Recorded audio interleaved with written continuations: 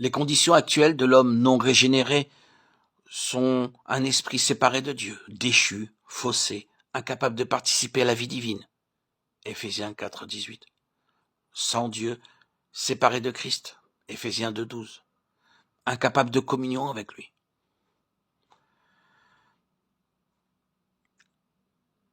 L'homme non régénéré a une âme, une intelligence, une pensée, une volonté, un sentiment de soi, qui peut dominer le corps, mais le plus souvent, asservi par lui.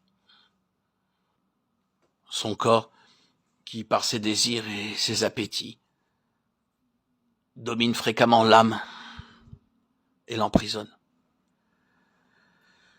Bien que mort pour Dieu et dans les ténèbres, l'esprit de l'homme peut cependant déployer une grande activité, comme le peuvent aussi l'âme et le corps. De sorte que des personnes non régénérées peuvent avoir un esprit si puissant que, malgré ces ténèbres, il domine encore sur l'être tout entier. On dit alors qu'elles sont spirituelles, parce que chez elles, l'esprit prévaut, gouverne. Chez d'autres, ce sont les éléments psychiques et sensuels qui prennent le dessus.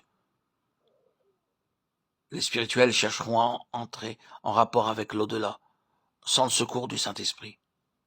Elles deviendront médiums et pourront exercer les arts occultes. Elles recevront le don de seconde vue, clairvoyance, et tout don particulier que peut conférer le prince des ténèbres. Car aussi longtemps que l'esprit humain n'est pas régénéré et habité par le Saint-Esprit, il y a correspondance entre lui et les esprits sataniques. Et il est dominé par le prince de la puissance, de l'air.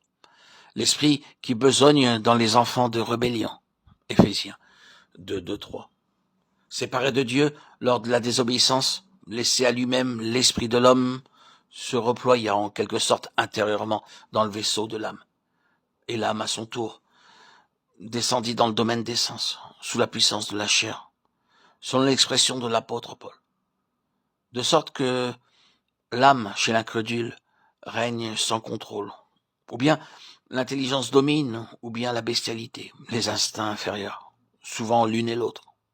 C'est là ce qu'expose Jude dans sa courte épître au verset 19.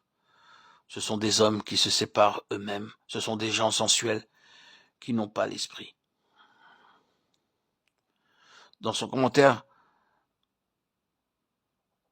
Fausse écrit dans la pensée créatrice. C'est l'esprit qui devait avoir la première place et dominer.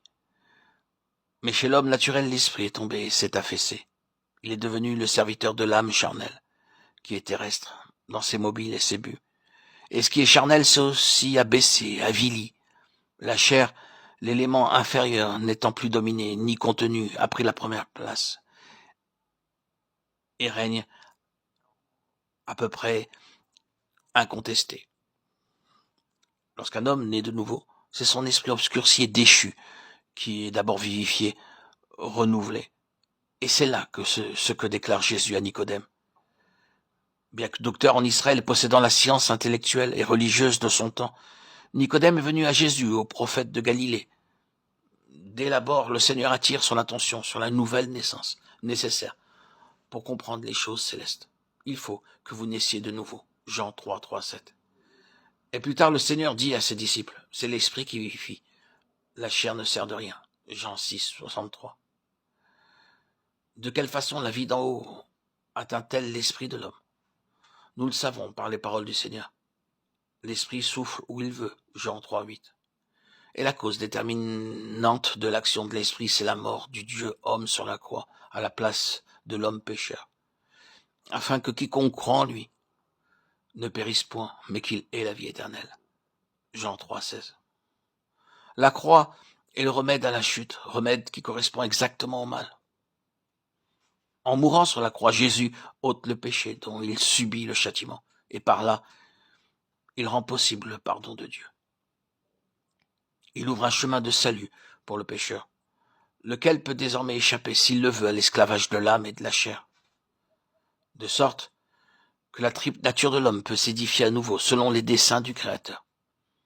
C'est-à-dire que l'esprit peut dominer et que le corps, l'enveloppe matérielle extérieure peut redevenir le serviteur, l'instrument de l'esprit, par l'intermédiaire de l'âme. De nombreux passages des Écritures nous montrent quel est le chemin du salut. C'est la mort du pécheur avec son Sauveur.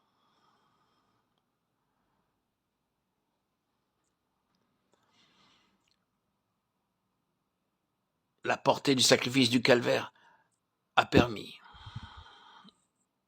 la délivrance